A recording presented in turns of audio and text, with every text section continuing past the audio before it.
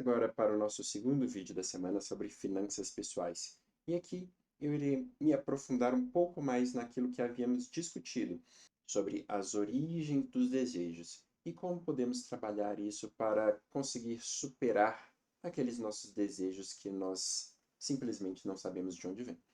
O exemplo que eu havia dado anteriormente era o exemplo do celular e o exemplo do carro.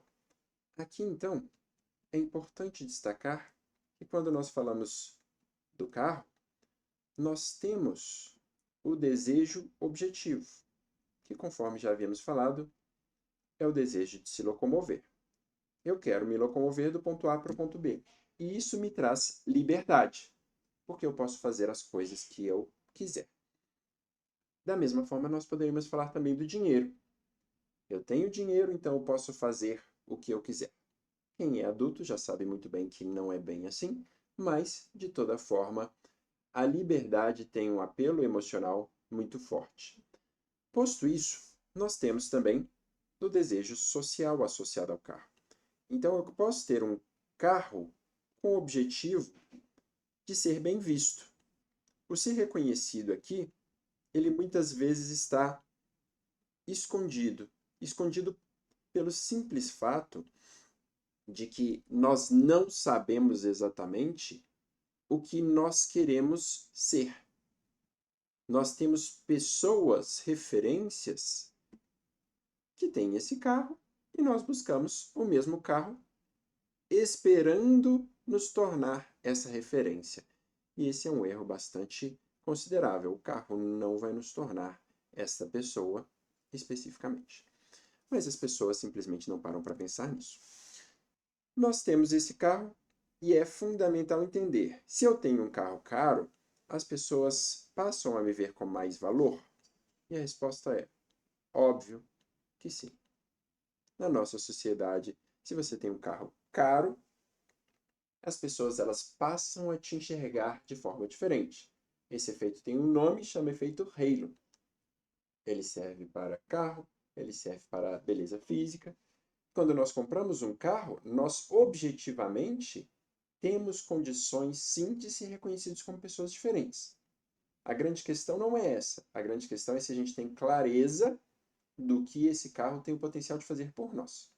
Socialmente, eu posso passar a ter sim mais valor. Para um homem, e daí aqui é apenas um exemplo, ok? Um homem, ele pode desejar ter um carro caro para poder atrair mulheres. Não necessariamente. Mas pode funcionar? Claro que pode funcionar. Se eu tenho mulheres, esse é apenas um exemplo, mulheres podem buscar carro para tentarem encontrar um nível de autonomia, de liberdade. Isso é bastante comum e é bastante positivo. Este elemento provavelmente é muito mais objetivo do que o de cima. Um carro não necessariamente vai te tornar um homem mais atraente, mas você pode fazer uma ligação torta e achar que isso daqui é o suficiente. Quando nós desejamos um objeto, nós atribuímos aquela idealização. O objeto nem existe, o carro não existe, e nós atribuímos a ele uma essência que irá nos tornar pessoas diferentes. Ah, eu preciso de trocar de carro de 3 em 3 anos, por exemplo. Por quê? É importante refletir, é importante entender. Ah, porque o valor das peças, o valor da manutenção não vale a pena. Você colocou no papel? Você tentou entender se isso faz algum sentido ou se foi algo que alguém te falou em algum momento e você simplesmente tomou como verdade porque aquela pessoa era uma pessoa que você gostava? É bastante importante ter clareza em relação a isso e efetivamente colocar as contas no papel. A questão é matemática.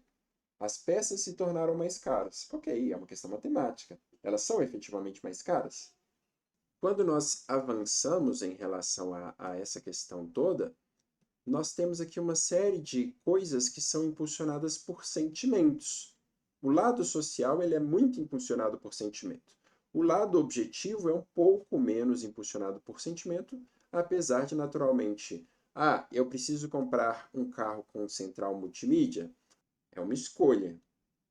Se eu estou disposto a pagar por aquela escolha, ok.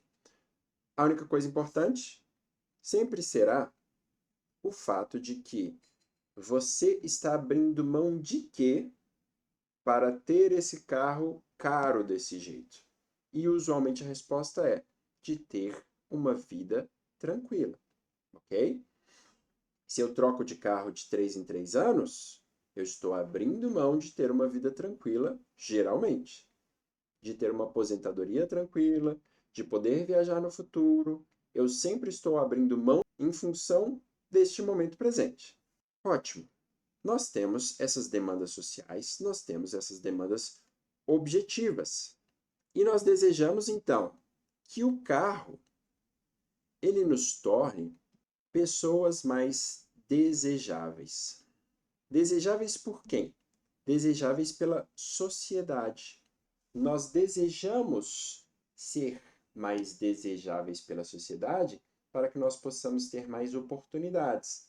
Oportunidades de ter bons parceiros, boas condições de vida, oportunidade de ter bons empregos, confortos, oportunidades de ser efetivamente uma referência para a sociedade. Isso é bastante latente na nossa sociedade atual. Se você voltar na Idade Média, naturalmente as pessoas queriam sobreviver.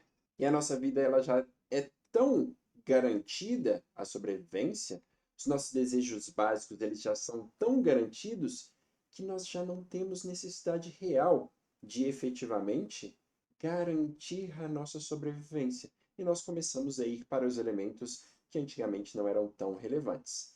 Nós desejamos ser extremamente aceitos. E, usualmente, é interessante observar que muita gente quer ser gerente, mas não tem clareza do papel do gerente, não tem clareza da responsabilidade do gerente, não tem clareza das noites que não vai dormir, do peso que vai carregar em relação a toda a sua equipe, e tem uma falsa ideia de que ser gerente é uma coisa maravilhosa, sendo que nem parou para pensar nas implicações de ser gerente. E nós temos então um ponto muito importante, que é nós trabalhamos para sermos desejáveis. Nós queremos ter dinheiro para comprar coisas que nos tornem desejáveis, para então ganhar mais dinheiro, para comprar mais coisas que nos tornem desejáveis, e esse é um ciclo sem fim, que na prática, muitas vezes vai fazer com que a pessoa entre em uma rodinha de hamster e fique ali pela vida inteira. A pessoa chega ao final da vida extremamente infeliz e não sabe por quê. E a resposta é um tanto quanto simples, porque ela só fez o que a sociedade queria. Quando nós olhamos para essa situação, o que acontece?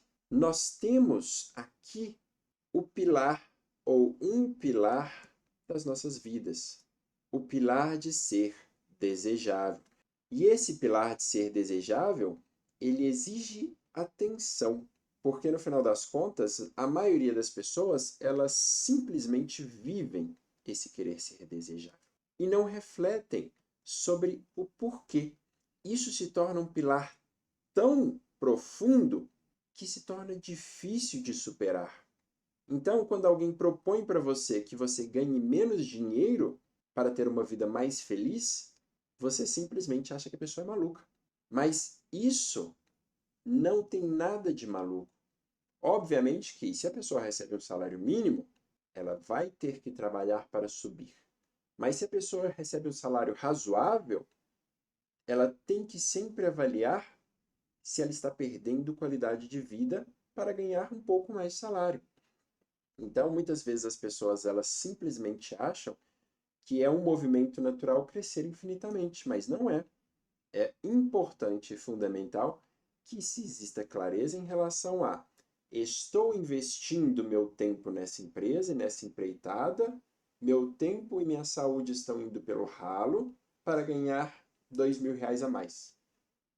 O que eu faço com esses R$ 2.000 a mais? Aí vem a grande diferença. Se esses R$ 2.000 eles fazem completa diferença na vida do meu filho, é uma coisa.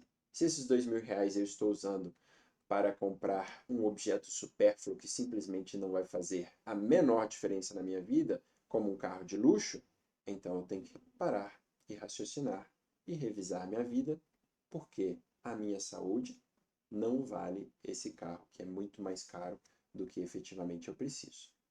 É importante conseguir desconstruir toda essa história de que nós precisamos crescer, nós precisamos consumir.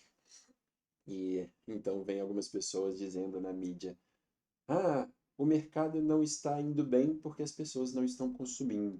Isso não faz o menor sentido.